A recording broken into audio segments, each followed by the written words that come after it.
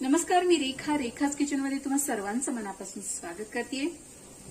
आज आपण बघणार आहोत झटपट अशी ही आलू टिक्की, खायला तेवढीच टेस्टी, बनवायला अगदी सोपी आणि अगदी सहज 10 मिनिटात तयार होणारी अशी ही आलू टिक्की। मुलांना तर सारखं काही ना काही खायला हवं असतं, तर अशा वेळी तुम्ही झटपट अशी ही टिक्की तयार करू शकता।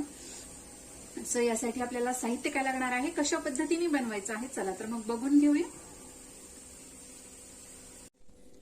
सो यासाठी आपल्याला लागणार आहेत उकडलेले बटाटे, तर साधारण मी इथे 5 ते 6 बटाटे घेतलेले आहेत।